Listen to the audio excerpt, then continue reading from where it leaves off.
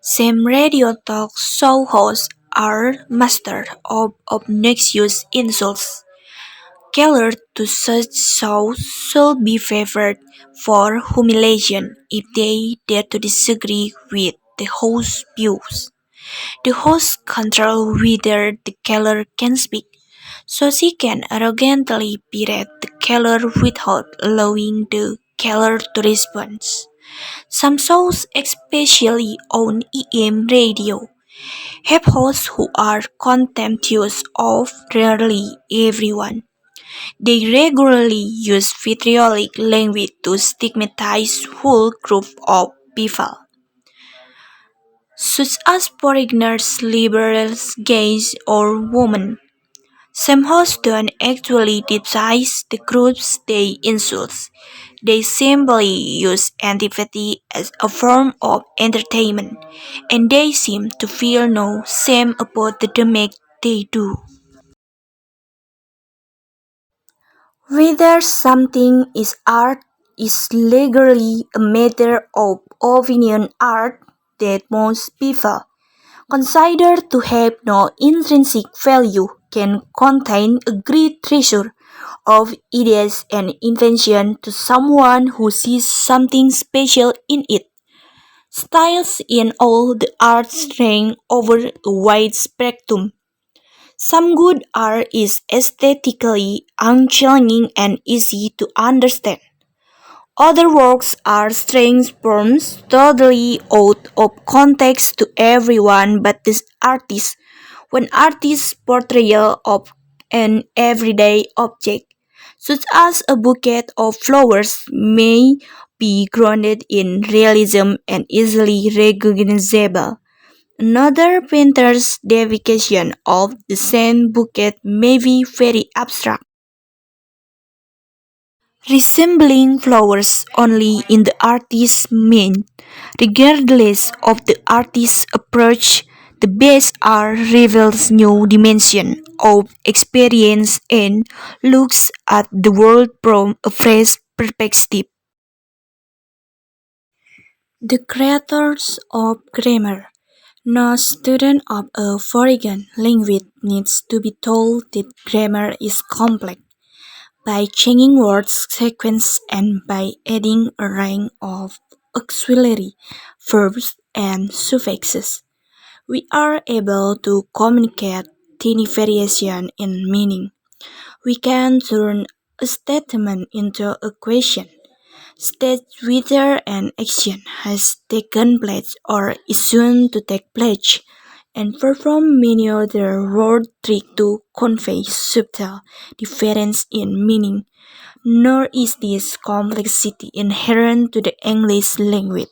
A language, even those of so-called primitive tribes, have clever grammatical components. The Cherokee pronoun system, for example, can distinguish between you and I, several other people, and I and you, another person, and I.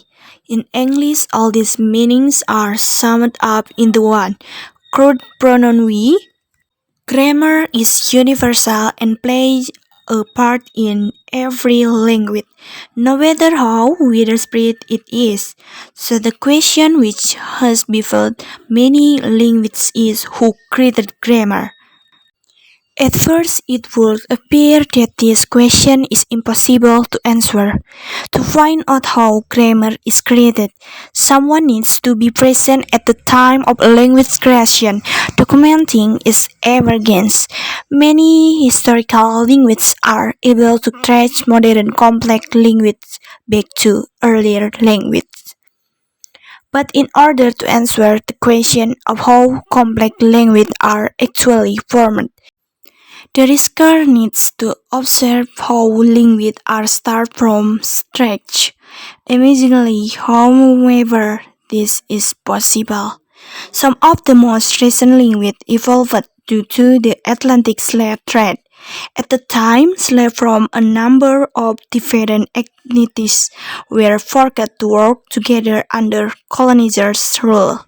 Since they had no opportunity to learn each other's language, they developed a makeshift language called a pidgin.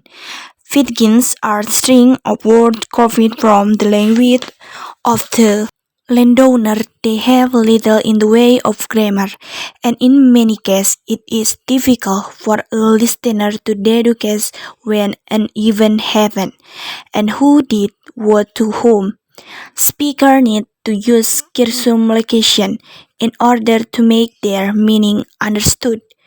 Interestingly, however, all it takes for a pidgin to become a complex language is for a group of children to be exposed to it at the time when they learn their mother tongue. Slave children did not simply copy the string of words uttered by their elders. They adapted their word to create a new expressive language. Complex grammar systems which emerge from pidgins are termed creoles, and they are invented by children. Further evidence of this can be seen in studying sign language for the deaf. Sign language are not simply a series of gestures, they utilize the same grammatical machinery that is found in spoken language. Moreover, there are many different languages used worldwide. The creation of one such language was documented quite recently in Nicaragua. Previously, all the people were isolated from each other, but in 1979, a new government introduced school for the deaf. Although children were taught speech and lip reading in the classroom, in the playground they began to invent their own sign system.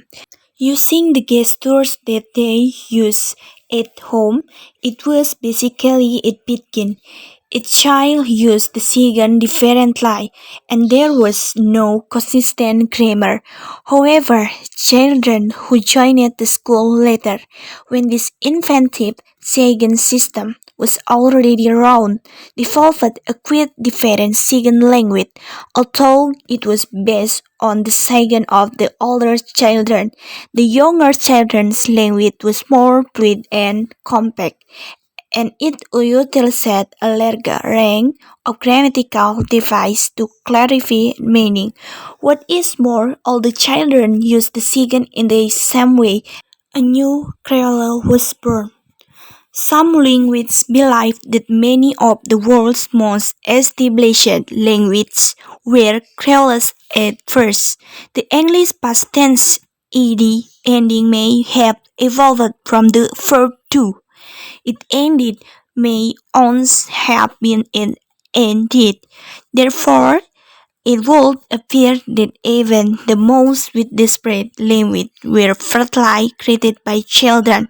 Children appear to have innate grammatical machinery in their brains, which spring to life when they are first trying to make sense of the world around them. Their means can serve to create logical, complex structures even when there is no grammar present for them to copy.